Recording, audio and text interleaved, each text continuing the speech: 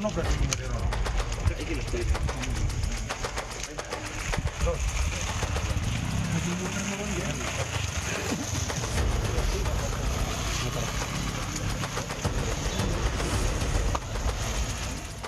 Sejumlah aparat penegak hukum segera membentangkan garis polisi di sebuah rumah di Dusun Kertosari, Desa Gombolirang, Kecamatan Kabat, Banyuwangi, Jawa Timur, yang diduga menjadi TKP pembunuhan seorang anak di bawah umur Sabtu malam 28 Juni lalu.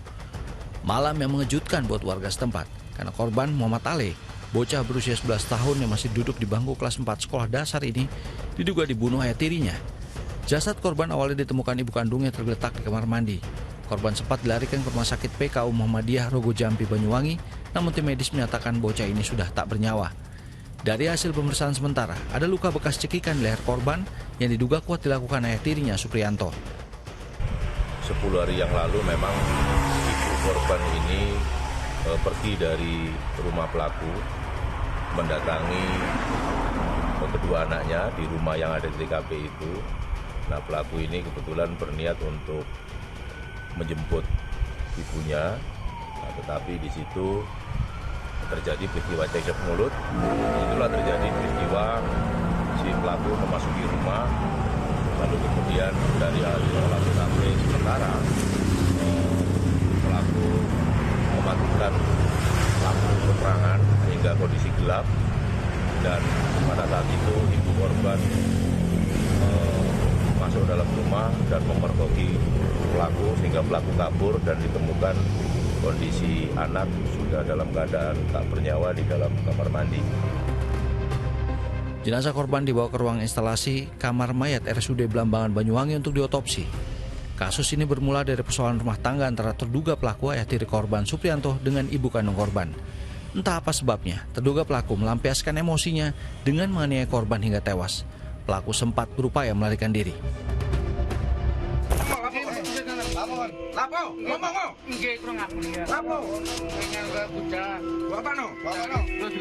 Anakmu mau apa nih?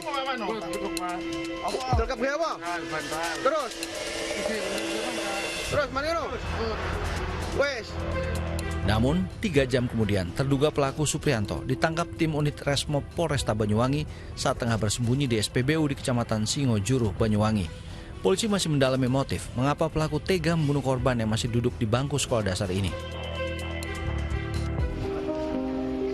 Usai otopsi di ruang instalasi kamar mayat RSUD Blambangan, Banyuwangi, jenazah Muhammad Ale, bocah 11 tahun yang tewas di tangan ayah tirinya, dibawa pulang ke rumah duka Minggu sore 29 Juni lalu.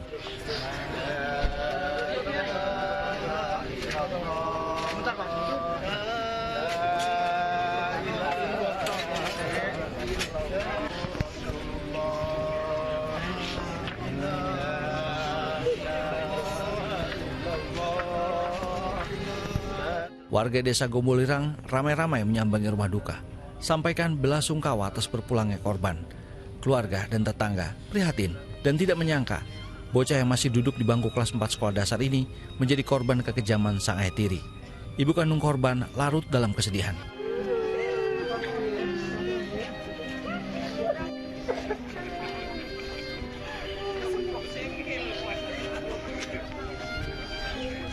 Salah satu kerabat korban yang ada di lokasi kejadian menyebut tewasnya korban pertama kali diketahui ibu kandung korban yang sempat berteriak minta tolong kepada tetangga setelah mengetahui korban tergeletak di kamar mandi rumah bibi korban. Saat menemukan korban, ibu korban mendapati rumah dalam kondisi gelap gulita karena lampu diduga sengaja dimatikan oleh pelaku. Ada ibu-ibu tuh lari ke sini, terus saya nyusul dari arah timur masuk sini. Nah, ini gelap. Setelah gelap, dia terpaksa pakai santer. Nah, saya santer. Kita masuk bersama. Itu pun atas keterangan dari ibunya. Anaknya dijeding gitu. Si kamar mandi ya? Ya, bilangnya jeding. Terus kita sama-sama lihat anaknya sudah tergeletak. Kalau di foto itu di sini ada hitam di dahi. Jenazah Muhammad Ale dimakamkan di tempat pemakaman umum tak jauh dari rumah korban.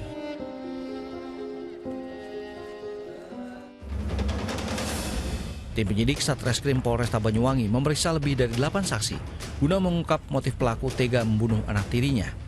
Fakta baru terkuak, pembunuhan terjadi karena pelaku panik kepergok korban saat hendak mencuri pakaian dalam milik ibu kandungnya. Bermula saat pelaku menggelar pesta miras bersama rekannya.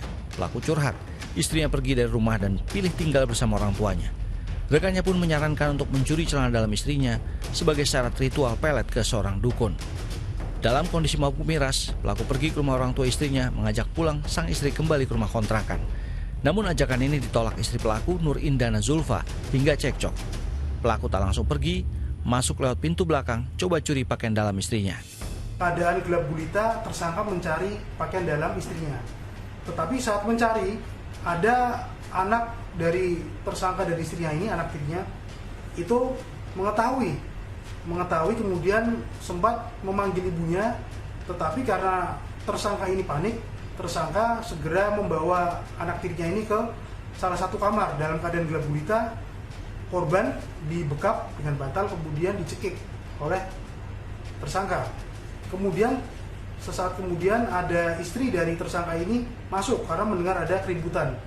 Saat diketahui posisi daripada tersangka ini kemudian membawa korban ke arah kamar mandi. Di kamar mandi sempat terbentur dahinya atau kepalanya beberapa kali sehingga mengakibatkan luka. Pada saat sudah sampai di kamar mandi, kemudian dicekik lagi oleh tersangka yang menekan dengan dengkulnya sehingga mengakibatkan retak di tulang dada korban dan juga kehabisan nafas. Polisi menerapkan pasal berlapis termasuk pasal tentang kekerasan terhadap anak yang mengakibatkan hilangnya nyawa korban dengan ancaman hukuman lebih dari 15 tahun kurungan penjara. Polisi juga masih mendalami apakah ada unsur perencanaan pembunuhan karena diketahui pelaku sempat mematikan lampu penerangan rumah sebelum peristiwa pembunuhan terhadap anak tirinya ini terjadi.